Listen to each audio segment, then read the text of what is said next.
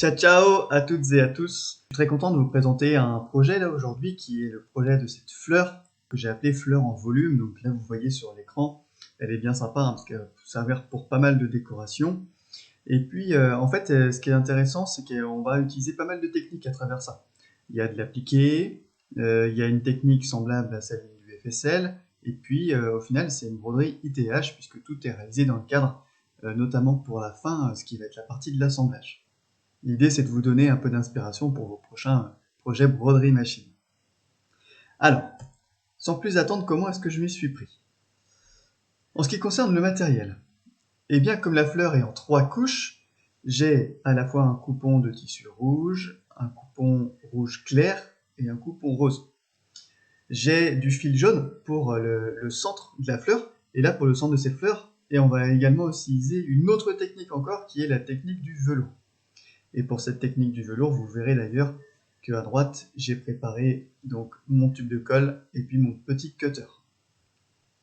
Pour le fil de bordure donc des trois couches, j'utilise du fil rouge, enfin c'est du fil un peu couleur framboise que j'utilise également pour mon fil de canette. Comme ça, si on voit la broderie à l'envers, eh bien le résultat sera vraiment sympa également. J'ai des ciseaux pélicans. On dit pélicans, ils sont spécifiques pour l'appliquer, ils sont bien sympas, plus faciles à utiliser. Toutefois, si vous n'avez pas les pélicans, ce sera très bien aussi. J'ai du stabilisateur hydrosoluble qu'on va utiliser pour les deux parties, puisque la broderie se fait en deux parties. D'abord, un premier cerclage pour réaliser 2 couches de la fleur, et puis un dernier cerclage pour réaliser la plus grande couche de la fleur et l'assemblage final. Alors, la première étape, je vous le montre pour une fleur, puisque la technique est la même pour les 3 autres épaisseurs de la fleur. Il s'agit là d'un appliqué. L'appliqué, on réalise d'abord un point de placement. Ici, donc c'est le point qui est dessiné, et c'est par-dessus cette zone que nous allons venir placer notre premier morceau de tissu. Là, on place un morceau de tissu qui vient couvrir l'ensemble de cette zone. Et ensuite, la machine fait un point qui va fixer le tissu. Une fois qu'il est fixé, on peut retirer le cadre de la machine à broder puisqu'on va découper le contour. Donc c'est ce que je vais faire ici avec les ciseaux pélicans. Une fois qu'on obtient bien le contour de l'extérieur qui est découpé, on remet le cadre dans la machine et puis on réalise, donc là sur cette fleur j'ai réalisé un motif à l'intérieur pour vous montrer également des choses qu'on peut faire qui sont bien sympathiques. Le nom de ce remplissage c'est un multi-wave, donc c'est des vagues. Donc une fois que ces vagues sont faites, on fait bien le bourdon qui se réalise sur l'extérieur de la fleur. Donc j'ai réalisé cela pour la petite fleur rose, la deuxième fleur qui est rouge clair, que vous voyez ici, et une fois que c'est fait, eh bien je les détache de mon stabilisateur hydrosoluble. Hydrosoluble veut dire qu'il va fondre dans l'eau, et ça on verra tout à l'heure bien sûr. Voilà, juste cette photo pour vous montrer que j'ai bien découpé les 2 fleurs. Maintenant, j'ai utilisé mon deuxième fichier de broderie et je réalise la 3e fleur. Voilà, souvenez-vous, la fleur a 3 épaisseurs.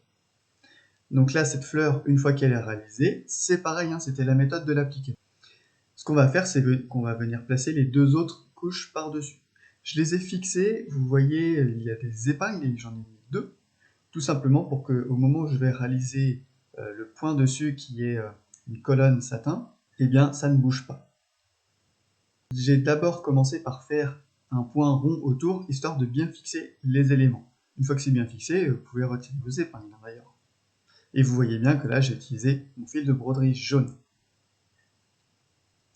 Une fois que c'est réalisé, je réalise le tour qui est cette colonne satin. Et cette colonne satin, je la réalise 3 fois. Je fais donc cette colonne en rond. La machine à broder fait 3 fois la même chose. Alors en réalité, c'est pas tout à fait la même chose puisqu'il y a des petites nuances de densité et de largeur. Une fois que ça c'est fait, eh bien, je retire mes éléments, ils sont tous assemblés désormais. D'où le fait que je vous disais que c'est une broderie ITH également, puisque nous avons réalisé l'assemblage dans la machine. L'étape qu'il nous reste à faire, c'est de venir coller le dessous. Avant de découper dessus, il faut s'assurer que les fils qui sont dessous ne vont pas venir se détacher, d'où l'utilisation de la colle. Et d'ailleurs, si vous voulez voir ma vidéo sur la technique du velours, qui présente la technique du velours de manière plus précise, vous aurez le lien pour aller voir cette vidéo, soit en haut de cette vidéo, ou soit à la fin également, je vous donnerai le lien. Alors, je vais venir mettre de la colle. On voit sur cette image, je mets de la colle au niveau de la zone qui va être découpée, donc c'est cette colonne satin, et puis j'étale un petit peu avec un autre morceau d'hydrosoluble, une petite chute qui me restait. Une fois que c'est réalisé, j'attends que c'est sec. Là, moi c'est une colle qui sèche assez vite. Franchement, en 30 secondes, c'est déjà sec. Là, c'est une colle Gutermann qui est spéciale pour les fils. Mais si vous avez un autre type de colle, ça pourrait marcher également. L'idée, c'est que quand on coupe dessus, les fils qui vont s'effilocher ne vont pas être détachés par la suite. Donc avec votre petit cutter, vous venez découper ce rond central, histoire d'obtenir des fils qui se détachent, donner cet effet bien sympathique, esthétique, avec des fils bien relevés. Donc vous voyez que maintenant on a presque terminé, mais là ce que vous constatez c'est qu'il nous reste le stabilisateur hydrosoluble que l'on n'a pas fait fondre dans l'eau. Donc c'est maintenant l'étape que l'on va réaliser.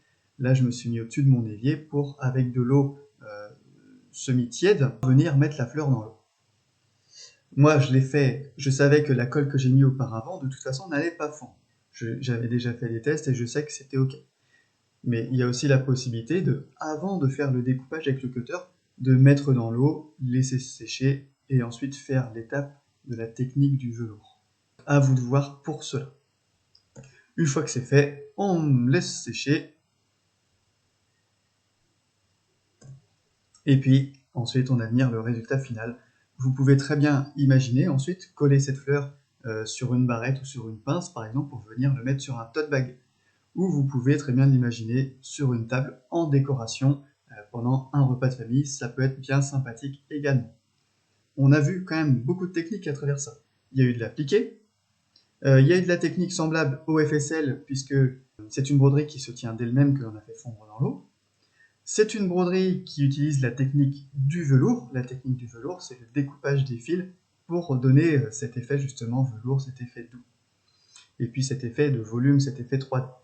Et puis, c'est une broderie ITH en 4e point, puisque nous avons tout réalisé dans la machine à broder, dans le cadre de la machine. J'espère que cette vidéo d'inspiration vous aura plu, vous aura donné des idées de broderie machine qui peuvent s'adapter à pas mal de projets. Il suffit de réaliser la même étape plusieurs fois, et vous voyez qu'au final, la fleur, là qui est une fleur de lotus, donc que j'ai créée sur le logiciel Premier+2 dans le module Create, eh bien, je l'ai tout simplement réalisé 3 fois pour ensuite les encastrer les unes avec les autres. Sur ce, je vous dis à très bientôt. Ciao, ciao!